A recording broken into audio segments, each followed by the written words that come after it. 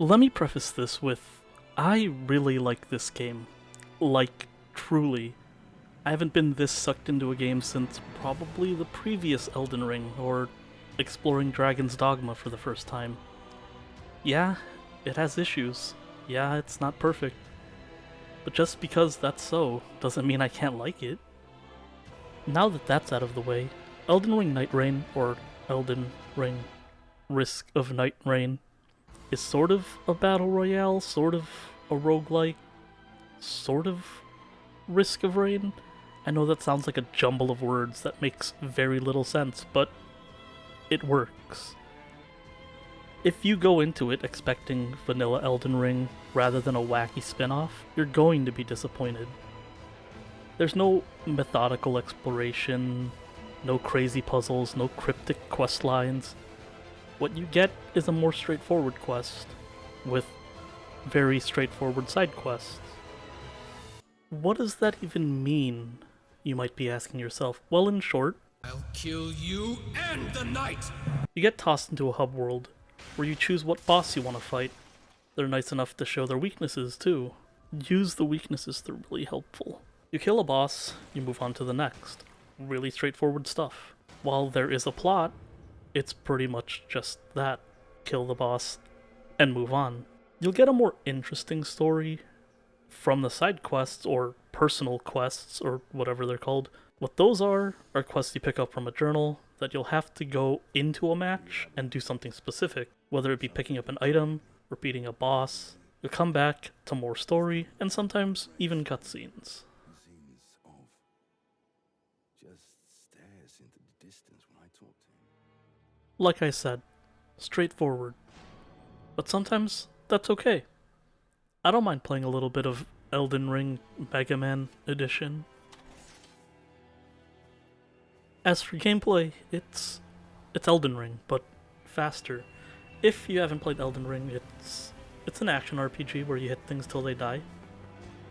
And also do a lot of gauge watching, your HP, your FP, your stamina. So, a lot of resource management while hitting things till they die.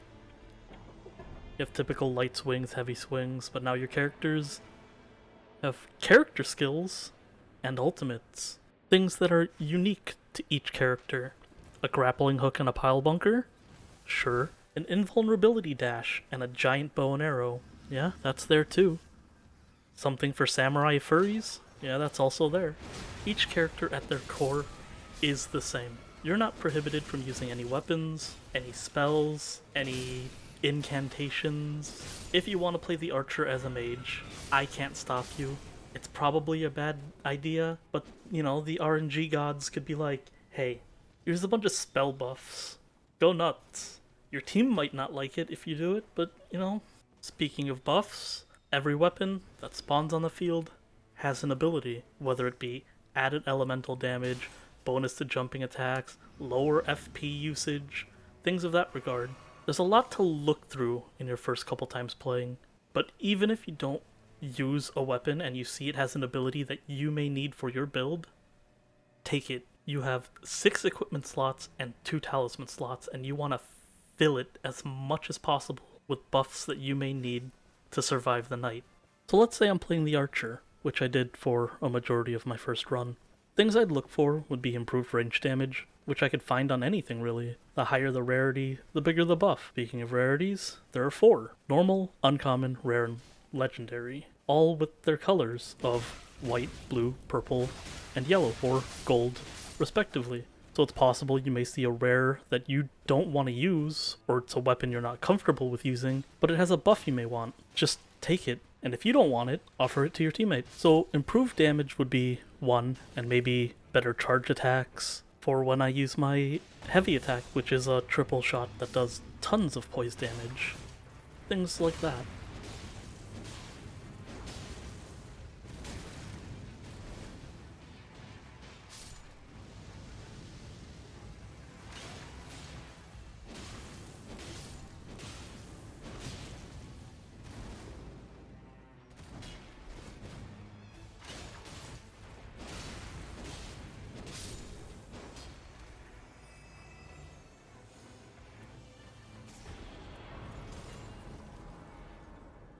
So remember when I said weaknesses were really helpful?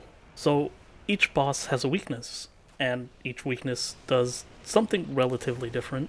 Like one of them is weak to poison, and if you scavenge around for poison weapons, hitting up every camp looking for a poison weapon, and you get one, and use it on this boss, when it's poisoned, it will just puke, giving you more chances to hit it.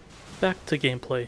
So regular gameplay comes down to dropping onto the field with your boys, or girls, or whatever, and hitting up locations that you may think holds the greatest amount of value. Each boss is weak to something, so hit up the camps that may have that. If you don't find that, look for the next best thing. Breaking boxes and opening chests may lead to gear as well. You may just see what you're looking for inside. You might not. Even if your run is super cursed, you can make do.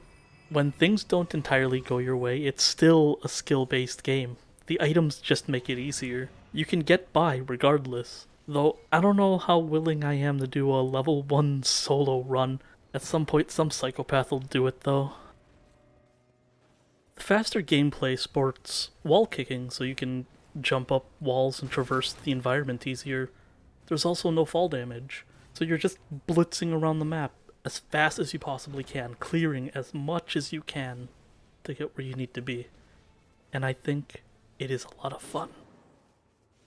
There's only one map, though, some people have said. Yeah, there is. It's unfortunately only one map. Placement of objectives, camps, castles, bosses, that's all randomized. Not only that, but as you progress through the game, you'll see the map impacted by different events. Some important enough that you have to deal with, others not so much. Let's say you have the crater effect on your map, where there's a massive crater eating up a portion of the map, adding a slight variance to the map. A new objective you may want to hit. You want to hit that objective, it's really good. Not only that, but once in a while you'll get raided by one of the bosses. The psychotic devilman basilisk thing, he'll spawn somewhere random on the map. He'll take some of your max HP, and now you gotta divert your attention to deal with it, typically by paying him off, and then you get a buff. But you don't want to play the rest of your run with minus max HP. So runs are varied enough to not feel stale after 40 or so hours that I've played, and if 1 hour was $1 each, then it was already worth it. Failing or winning a run will reward you with relics and some hub currency. Relics are stones that you slot into a grail, chalice, whatever, each unique to a character. There are universal ones too. They come in 3 colors, red, blue, and yellow. So a character may have a grail that's red, blue, blue. And you'll want relics that fit that character with those colors. The buffs may not be the biggest in the world, but every bit counts. The currency can be used for outfits, relics, emotes, and those silly old Prattlin Pete's. I'm not great at the game. The people I played with weren't either. My win-loss record is pretty dire. Because in other Souls games, when you lose to a boss, you can immediately go back and challenge it again, after usually a short walk. This, on the other hand, has a 15-minute wait time before you fight the boss again. So it gets kinda hard learning a boss's moveset when you have to wait that long, but when you win, you feel it. Leaving us to what? Music? The tracks are mostly typical for the From Software Souls games, but the music's still really good.